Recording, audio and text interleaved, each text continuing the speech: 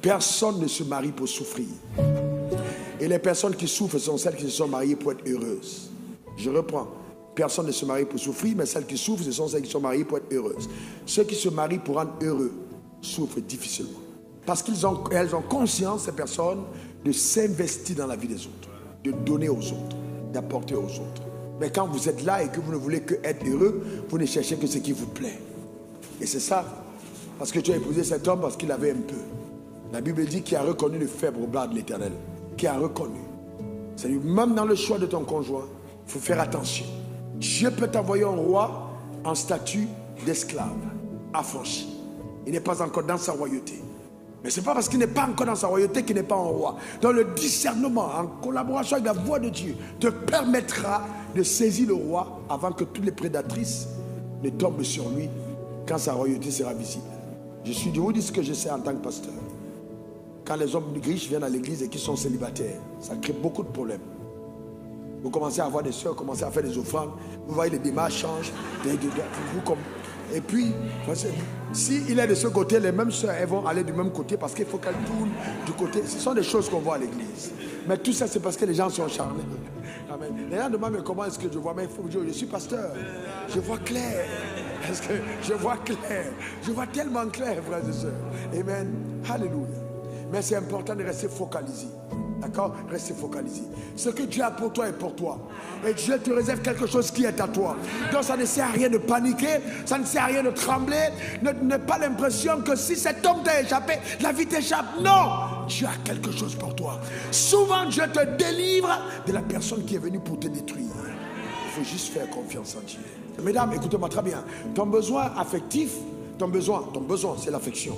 Le besoin de l'homme, lui, c'est le respect, mais qui se manifeste aussi par vos rapports sexuels. Parce que l'homme, lui, c'est plus le sexe. Voyez-vous, c'est plus le sexe.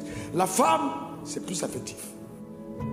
C'est pourquoi, voyez-vous, les problèmes qu'on règle. Ah, je ne sais pas pourquoi, elle se refuse à moi, elle ne veut pas se donner à moi. Là-dedans, il y a détecté, si vous regardez dans la psychologie, ce que j'ai fait. Quand une femme se refuse à un homme, ça peut être un signal du fait qu'elle manque d'affection.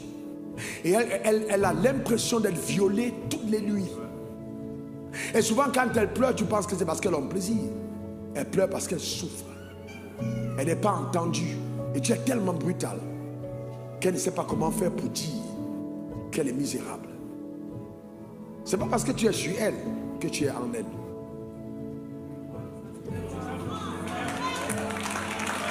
Donc ça peut être terrible. Donc il faut quand même autant s'arrêter. Je dis la femme est une thèse, c'est une thèse de vie. Une thèse continue de vie. Tu dois constamment être en train d'étudier parce que tu es dans les recherches, tu vas défendre. C'est une thèse de vie. Et ça connaît des fluctuations avec le temps.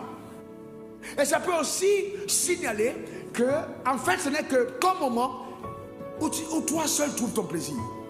Et la femme, ce n'est pas un moment pour elle qui est un moment sacré parce que toute la journée tu l'as insultée. Et le soir, elle pleure. Maintenant, elle se rappelle. Quand elle allait au mariage, sa maman et ses soeurs, la main ont dit courage. Elle comprend que le mariage, là, il faut vraiment être courageuse. Mais entre-temps, les autres à l'église chantent, elles rient, elles sont contentes, elles sont joyeuses, elles sont heureuses. Maintenant, elles disent aussi, elles rient comme tout le monde. Mais quand tu es spirituel, tu vois dans les yeux. Une femme qui n'est pas heureuse a un regard qui ressemble à celui d'un cobra. Mais comme on dit, il ne faut pas que le pasteur sache, il ne faut pas que le pasteur sache. Ouais, je le pasteur sait, va me faire confiance. Frère, un jour, un diacre va voir son pasteur parce qu'il veut résoudre. Il dit non. Et la femme dit, il faut qu'on aille voir le pasteur. Ça allait, il y en a. Faut aller. Il dit, ok, on va aller chez le pasteur. Pendant qu'ils arrivent maintenant chez le pasteur pour aller, qu'on ouvre, il attend le pasteur, il entend des cris et sa femme entend des dit chez eux aussi, c'est le feu. Maintenant, quand ils arrivent chez le pasteur pour résoudre le problème, ils trouvent que le pasteur lui-même est dans ses chaud chez lui. C'est chaud, frère. Il ne faut pas penser que le médecin qui te soigne est forcément en bonne santé. Le gars peut te soigner de sida alors qu'il est en train de mourir de cancer. Mais son aptitude en tant que médecin fait qu'il te soigne, mais lui-même il est en mal. Quelqu'un doit le soigner. C'est clair, c'est ça la vie, l'humilité. C'est ça la vie, mon frère. Confrontez vos problèmes. Ne pensez pas que votre position au niveau vous empêche de confronter des problèmes. Confrontez-les.